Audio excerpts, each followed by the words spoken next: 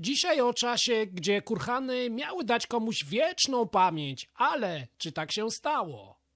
Kto naprawdę stworzy naszą przyszłość? Chłop z krową czy mafijny cwaniak? Miecz niczym współczesny Rolex, zwykła błyskotka czy dowód nowej władzy? Bo dawno temu, gdy stary świat upadał, przybyli właśnie ci, o których dzisiaj wam opowiem. Startujemy. Wszystko zaczęło się w dorzeczu środkowego Dunaju. Wschodnia Austria, Dolne Morawy, okolice Brna, południowo-zachodnia Słowacja, czyli Dolina Wagu oraz zachodnie Węgry. To stamtąd ruszą migracje, które odbywały się w dwóch kierunkach: zachodnim do Czech i Bawarii oraz północno-wschodnim w kierunku naszych Karpat. To tam biło serce absolutnie nowej cywilizacji, która w środkowej epoce brązu zacznie gwałtownie wręcz pęcznieć i rozlewać się na północ, docierając w końcu w stronę Śląska, a potem do Wielkopolski. I jest to czas, kiedy niedobitki ostatnich unietyczan kończą pośród ognia, rzezi i upadku. I to nie była migracja całych pokojowo nastawionych rodzin. Mamy do czynienia z konkretnym, masowym, brutalnym najazdem. I ci, którzy przybyli na nasze ziemię, nie patyczkowali się tutaj z miejscowymi, ani trochę. Skąd o tym wiemy? Potwierdzają to po prostu dane genetyczne, bo ci, którzy tutaj przybyli, najważniejsi wojownicy, ich małe grupy, to były zwarte klany, które miały bardzo bliskie pokrewieństwa. Byli to bracia i kuzyni, którzy brutalną siłą zaczęli dominować region, na który wkroczyli. W tym momencie rodzi się nowa arystokracja wojskowa. Miejsce dawnych baronów bursztynu zajmie quasi-wojskowa arystokracja, budująca swoją tożsamość na modelu nowego wojownika, gdzie ważnym atrybutem będzie bursztyn, łzy słońca, złota północy. Jest to całkowicie nowa ideologia, bo pojawi się kult jednostki, a nade wszystko kult miecza. I to właśnie mogiłowcy przynoszą na nasze ziemię zupełnie nowy zestaw wartości. Wkrótce to wojownik stanie się centrum świata. Koniec z anonimowością. Teraz to indywidualne uzbrojenie, takie jak miecze, sztylety, topory, stanie się najważniejszym atrybutem tego, kim jesteś, co znaczysz w tamtym świecie. I w dzisiejszych czasach mamy całkowicie podobną analogię. Piłkarze noszą się z luksusowym zegarkiem czy najnowszym sportowym samochodem, by podkreślić, kim są, jakimi są liderami i co się liczy. Wejście mogiłowców jest momentem, w którym Europa Środkowa i nasze ziemie porzucą stare unietyckie układy handlowe, nawiązując nowe i przesuwając szlaki w nowe miejsca. To jest całkowita zmiana tego, co działo się u nas do tej pory i równocześnie początek pewnej nowej ery, w której wojownik staje się swego rodzaju marką, a kurhan pomnikiem, który miał przetrwać setki lat, co zresztą się wydarzyło do czasów, gdy dopiero tysiące lat później zmienią to pierwsi chrześcijanie.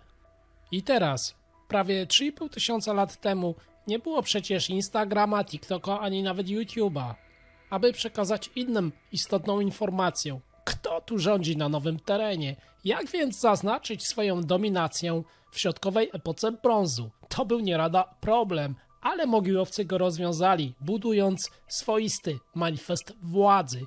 A teraz powiem wam, dlaczego ich kurhany były czymś znacznie więcej niż tylko zwykłymi grobami migrantów.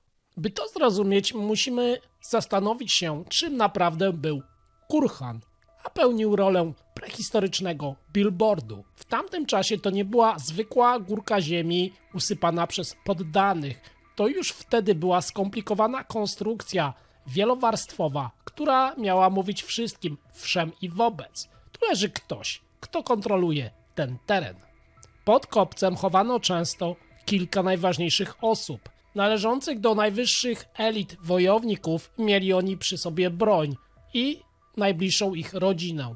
Były to w tym wypadku kobiety z różnymi ozdobami. Przy podstawie kopca często budowano kamienny obwód, czyli były to swego rodzaju wieńce czy inne kształty promieniste, a nawet bruk.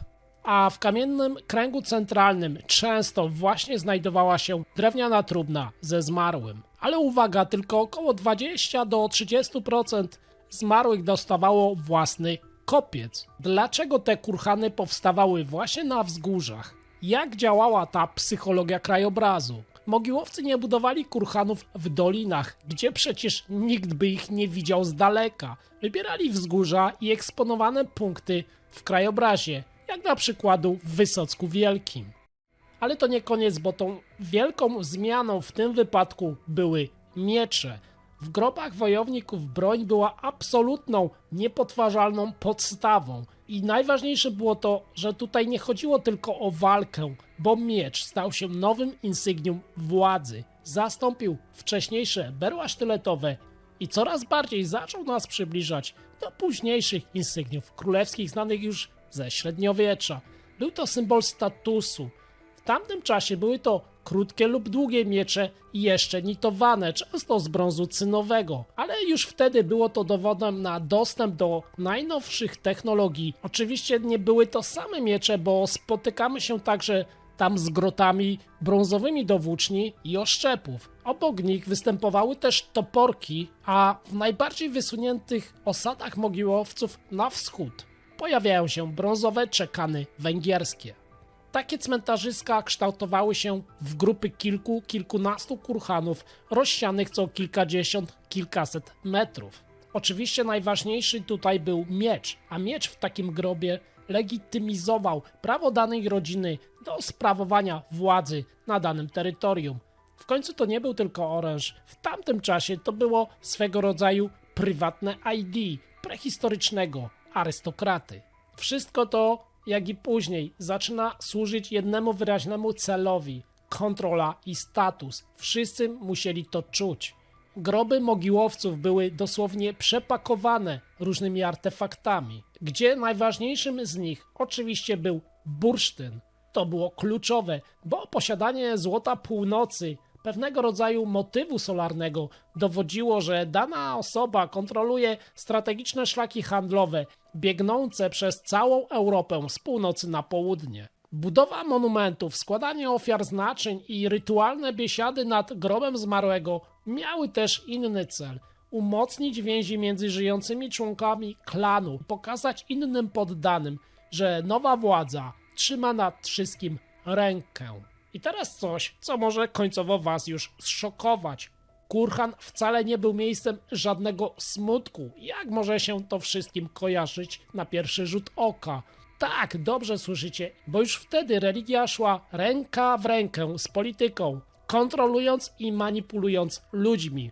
I w świecie, gdzie siła i handel były wszystkim, potężny kopiec na wzgórzu z wojownikiem uzbrojonym w brązowy miecz był najlepszą polisą ubezpieczeniową dla przyszłości przetrwania nowego rodu na ziemiach, na które właśnie przybyli. Dla ludzi mogił ekspansja z ich naddunajskiego centrum i Dolnych Moraw w stronę Bałtyku nie była zwykłą wędrówką w nieznane. To był precyzyjnie zaplanowany rajd po monopol. I ponownie Śląsk i Wielkopolska stają się w tym czasie najważniejszymi terminalami przeładunkowymi kontynentu. A nowa kasta wojowników błyskawicznie zrozumiała, że kto otrzyma ten korytarz pod kontrolą, ten dyktuje warunki od łańcuchów górskich, Alp i Karpat, aż po samą Skandynawię. To była gra o najwyższą stawkę, bo bursztyn w rękach mogiłowców stał się czymś więcej niż tylko towarem. Był religijnym symbolem solarnym, który łączył ziemskiego litera z potęgą zaświatów. Posiadanie złota północy utwierdzało władzę nowej arystokracji, czyniąc z nich prawdziwych, nowych wojowników słońca. A dowody tej bursztynowej gorączki są porażające. Spójrzcie tylko na Górzycę nad Odrą, bo tam odnaleziono największy skarb mogiłowców na ziemiach polskich. Niezliczona ilość szpilek do spinania ubioru, obręcze, bransolety oraz naramienniki z mosiądzu.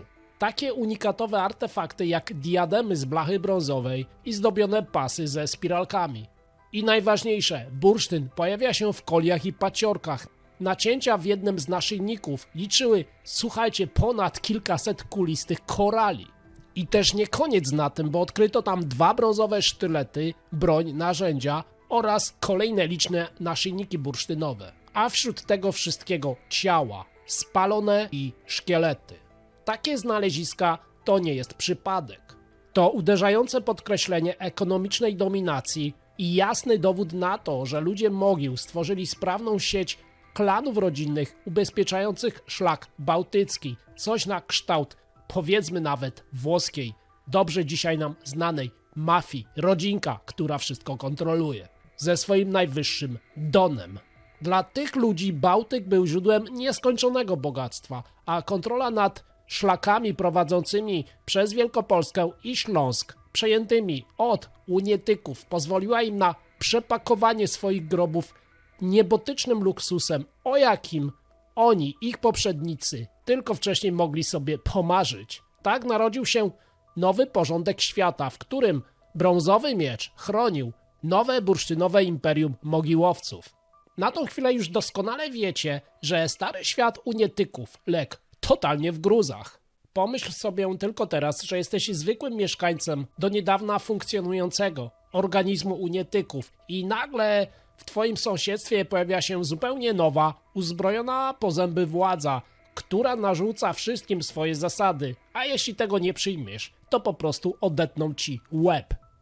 I teraz część badaczy wciąż zastanawia się, czy ludźmi Mogił sterowali przybysze z dorzecza Dunaju, a konkretnie mam tu na myśli ludność Otomani. Przecież świadectwa ich obecności odnajdujemy w Polsce na Podkarpaciu, a chyba ich najważniejszą twierdzą jest tak zwana karpacka Troja, o której zrobiłem osobny odcinek i oczywiście zapraszam was do tego odcinka. Mówiłem wam wcześniej, że byli to ludzie z dzisiejszych Węgier i Słowacji, tamtejsi władcy mieszkający już w potężnych twierdzach i to oni mieli wymyślić ten cały dekalog nowego wojownika, przenieśli go na zachód i północ, jak prehistoryczny model biznesowy. Przecież budowali kurhany, nosili całkowicie nowe, lepsze miecze i rządzili bardzo twardą ręką. W tej wersji Mogiłowcy to po prostu ideologiczni i militarni eksporterzy nowych wartości spoza Karpat. Ale są i tacy, którzy wcale nie zgadzają się z tym pomysłem, bo być może doszło u nas do lokalnej rewolucji. Czy to po prostu są kolejni Unietyczanie, przedłużenie starego świata w nowym wydaniu? Może to po prostu starzy ludzie, ci, którzy przetrwali u nas, przechodząc bardzo drastyczny rebranding. Pod wpływem kryzysu i kontaktów z sąsiadami z Alp, stare społeczeństwo miało się zreorganizować, porzucić dawne tradycje, bo nie mieli już władców, którzy upadli i przejąć nową, bardziej mobilną tożsamość wojowników. Innymi słowy, w pewien sposób wykorzystać sytuację, gdy ktoś pozbawił życia ich przywódców. Jednak ta teoria ma jeden słaby punkt – genetykę. Twarde dane DNA mówią coś innego, o masowym wręcz najeździe z południa i zachodu, prowadzonym głównie przez wojowniczych facetów, którzy prawdopodobnie siłą wypchnęli tych, którzy żyli tu wcześniej, na jakieś peryferia. Zatem końcowo kim byli Mogiłowcy? Spór sprowadza się do jednego. Czy to była tylko zmiana software'u, takiej powiedzmy kultury, czy hardware'u, wymiana totalnie ludzi? Odpowiedź jest bardziej skomplikowana i trudna, jak zawsze w takim przypadku. Badania sugerują po prostu na miks, złożonowość, pewien napływ, zbrojną kastę z regionu Dunaju i Alp, która przejmuje władzę, ale wchłania też część pozostałej lokalnej arystokracji. Zatem to nie byli zwykli migranci szukający dachu nad głową. To była nowa władza, która zbudowała swoją tożsamość na modelu wojownika. No cóż, zatem fajnie poznaliście do tej pory tych wielkich panów i władców, którzy pławili się w luksusie, potędze i budowali swoje prehistoryczne pamiątki, które miały przetrwać do naszych czasów. Ale co działo się z resztą? Jak wyglądał wtorek po południu zwykłego mieszkańca Wielkopolski czy Śląska około roku 1500, powiedzmy, przed naszą erą? Zapomnijcie o złotych ozdobach. Czas na opowieść o ludziach, dzięki którym ten system w ogóle działał, bo zawsze ktoś musi pracować na panów. Oto codzienność świata, gdzie status mierzono rogami bydła, a dom był tam, gdzie akurat pasło się stado, bo to byli Mogiłowcy i ich druga strona medalu. Dla zwykłego człowieka z organizacji mogiłowej największym skarbem nie był miecz, ale bydło i owce. To była waluta, która sama się rozmnażała. Byli mistrzami wykorzystywania nizin. Przemieszczali się wraz ze stadami tam, gdzie trawa była najbardziej soczysta. Ich życie było rytmem wędrówek, a bogactwo było mobilne. Nie odnajdziecie tu wielkich miast ani kamiennych murów. Zaskoczeni? No jak zawsze, szkoda. Zwykli ludzie mieszkali w luźnych, otwartych zagrodach lub niewielkich osadach. Dlatego mamy tak wielki problem z odnalezieniem śladów, czegokolwiek po nich, bo były to przecież tylko zwykłe obozowiska. Takie jak te odkryte w Sienicznie czy Grodzisku. Zostawiły po sobie tylko nikłe ślady w ziemi. Ci ludzie żyli bardzo skromnie, by w każdej chwili móc zwinąć po prostu wszystkie swoje manatki i ruszyć dalej ze stadem. Życie w cieniu kurhanów to chyba najbardziej kontrastowy obraz tej epoki. Zwykły pasterz każdego dnia spoglądał na horyzont usiany potężnymi kopcami jego panów. 70-80% społeczeństwa, tyle osób nigdy nie doczekało się własnego kurhanu. Trochę to chyba przykre, a ich groby były płaskie, skromne, często bez śladu metalu, kompletnie nic nie znaczyły. Podczas gdy wielki pan, nowy wojownik słońca, spoczywał w dębowej trumnie, pasterz często trafiał do zwykłej dziury w ziemi, pozostając anonimowym tłem dla historii, która miała go nigdy nie zapamiętać. Jednak, jak słyszycie, stało się inaczej. Codzienność to nie tylko wypas bydła, ale też technologia. Mimo bardzo mobilnego stylu życia potrafili tworzyć pierwsze garnki. Ci ludzie w wolnych chwilach musieli coś robić przy swoich ogniskach, zatem lepili naczynia, najpewniej ponownie dla swoich panów, które później znajdowano ukryte w ziemi. Być może jako depozyty na gorsze czasy, bo nigdy nie wiedzieli, co za chwilę stanie się w tym bardzo niebezpiecznym świecie. Może ktoś ich napadnie, a może już jutro musimy ruszyć dalej. I tak dopiero pod koniec tej ery, około 1300 do 1200 przed naszą erą, życie tych ludzi zacznie się zmieniać, chyba na lepsze. I co najważniejsze chyba w ich przypadku, to właśnie oni, ci pierwsi pasterze, na taką skalę zaczęli zmieniać nasz polski krajobraz. Z tej dzikiej puszczy w pastwiska, dając początek całkowicie nowemu światu, który rozgości się u nas później. I być może teraz poczujecie kolejne rozczarowanie, bo jest to prawdziwy zwrot akcji, którego większość z was prawdopodobnie się nie spodziewa. Nie będzie wielkiej bitwy, kolejnej krwawej wojny, która zetrze ludzi mogił z powierzchni polskiej ziemi. Nie będzie wielkiego upadku na miarę poprzedniego imperium Unietyków, bo tym razem historia napisze inny scenariusz. To będzie ciche przemijanie i brak śladów dużej katastrofy. W XIV-XIII wieku przed naszą erą nie odnajdziemy już znamion wielkiej militarnej apokalipsy. Nie mamy dowodów na masowe bitwy, najazdy czy wewnętrzne brutalne rzezie, które mogły położyć kres temu systemowi mogiłowców. Świat tym razem nie kończy się z wielkim hukiem, on po prostu powoli przestaje pasować do tych, którzy w nim żyli. Pasterze, ci, o których mówiłem w poprzedniej części, system mobilnych prehistorycznych kowbojów zaczął się wyczerpywać. I zastanówmy się, czy tym razem ludzi nie wykończyło środowisko i ich własna bezmyślność. Intensywne pasterstwo mogło doprowadzić do degradacji środowiska, a zmiany klimatu, w tym duże susze, będą musiały wymusić strategię przetrwania na tych, którzy chcą żyć dalej. Oczywiście taka zmiana wymusza też zachowania religijne. Monumentalne kurhany przestają być potrzebne i ważne dla kogokolwiek. Ludzie, którzy wcześniej manifestowali swoją władzę poprzez setki kopców i indywidualne groby, jednego wielkiego, mafijnego wręcz wojownika, zaczną przechodzić na to, co być może nie do końca lubimy. Po prostu zaczynają palić swoich zmarłych. Wkrótce miejsca wielu setek mogił zajmą płaskie pola popielnicowe. To był mentalny przełom wśród tych ludzi. Indywidualizm elity przestaje się w końcu liczyć na rzecz jakiejś większej jednej wspólnoty. Ale sami mogiłowcy nie zniknęli też przecież w tym sensie fizycznym. Oni po prostu rozpłynęli się w nowych genach. Nastąpiła prawdopodobnie nowa pokojowa fuzja z otaczającymi ich sąsiadami, czyli organizacją trzyniecką, która przecież również w tym samym czasie zdominowała ogromne tereny naszej Polski, tylko w innych rejonach. A mogiłowcy i ich tradycje, tak wyraziste i agresywne przez stulecia, zmieszają się w końcu z lokalnymi zwyczajami, tworząc fundament pod całkowicie nowy już system, który zapanuje na naszych ziemiach przez kolejne wieki. Najpierw znikają unietycy, baronowie bursztynu z północy, którzy myśleli, że ich złoto, bursztyn i berła sztyletowe, brąz dadzą im wieczne panowanie. Potem również znikają wojownicy Kurhanów, mogiłowcy, wierzący, że potęga ich mieczy, brutalność i ilość usypywanych kopców uczynią ich nieśmiertelnymi na wieki. Bo historia epoki brązu pokazuje coś bardzo wyraźnie, jedną, jedyną rzecz. Nie ma potęg wiecznych. Są tylko te, które jeszcze nie wiedzą, że ich czas właśnie dobiega końca.